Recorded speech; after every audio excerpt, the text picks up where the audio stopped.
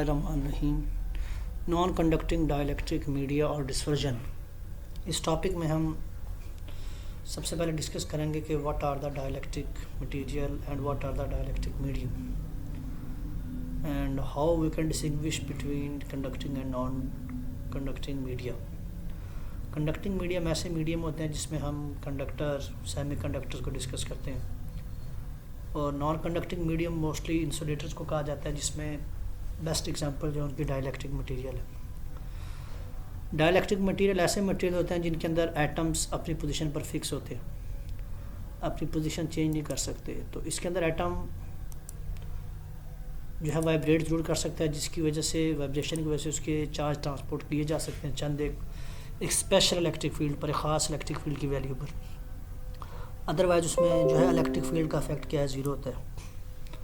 तो यहाँ पर हम डील करेंगे मोस्टली डाइलेक्ट्रिक मीडियम के बारे में और उनका डिस्पर्जन रिलेशन, उनका डिस्पर्जन का जो है वो इफ़ेक्ट देखेंगे with the wavelength and frequency.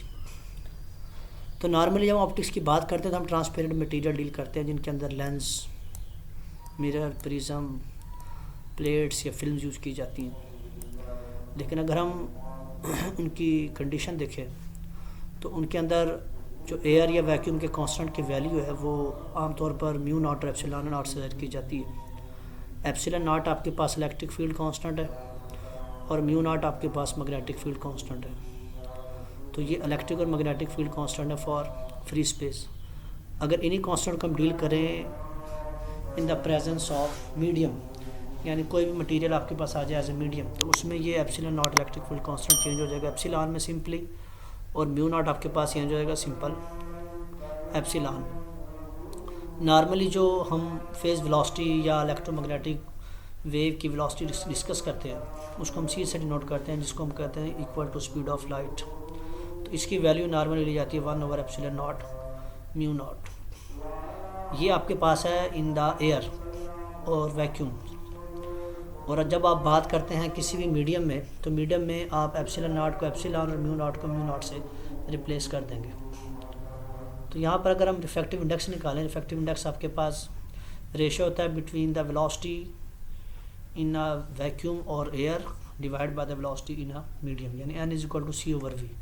तो ये c और v की वैल्यूज़ आप यहाँ पर पुट कर देंगे इनके अंदर। जब आप इनको पुट करेंगे तो ये बन जाएगा mu epsilon mu naught epsilon not. इसमें ये जो म्यू नॉट या एप्सिलॉन ओवर एप्सिलॉन नॉट जो है ये इलेक्ट्रिक फील्ड की रेशो है, यानी इन अ मीडियम और in a vacuum. This is also called relative permittivity, इसको एप्सिलॉन आर से ज़ाहिर करते हैं। इसी तरह म्यू नॉट और एप्सिलॉन नॉट को म्यू आर से रिप्रेजेंट करते हैं, और सम टाइम हम इस कांस्टेंट को के से भी ज़ाहिर कर देते हैं, डाइलेक्ट्रिक कांस्टेंट को। और इस कांस्टेंट रेशो को डाइलेक्ट्रिक कांस्टेंट भी कहा जाता है, और इसलिए इसका कोई यूनिट नहीं होता, क्योंकि सेम क्वांटिटीज़ की रेशो है, इसलिए डाइलेक्ट्रिक कांस्टेंट का कोई यूनिट नहीं होता। तो यहाँ पर अगर हम इसकी जगह एप्सिलॉन आर पुट कर दें, इसकी जगह म्यू आर पुट कर दें, तो ये एन बन जाएगा एप्सिलॉन आर म्यू आर। और सम टाइम एप्सिलॉन आर की जगह हम के यूज़ करते हैं तो के एप्सिलॉन आर आ जाएगा। हमारे पास जो मोस्टली सब्सटेंसेस होते हैं exception of the ferromagnetic material, उनमें ये जो म्यू आर है इसकी वैल्यू 1 लेते हैं। अगर आप यहाँ 1 पुट कर दें तो n simply equal to epsilon r और अंडर रूट के इक्वल आएगा। यहाँ पर आप देख सकते हैं एक्सपेरिमेंटली जो है ये जो एप्सिलॉन है ये फ्रीक्वेंसी डिपेंडेंट होता है या वेवलेंथ पे डिपेंड करता है, क्योंकि एन होता है ना c/v, तो v इज इक्वल टू f/लैम्डा, तो इसमें फ्रीक्वेंसी और वेवलेंथ दोनों आ जाती हैं। तो यहाँ पर हम पहले देखेंगे dependence of n on lambda और वेवलेंथ इज कॉल्ड डिस्पर्जन। तो this is the proper description of the dispersion relation.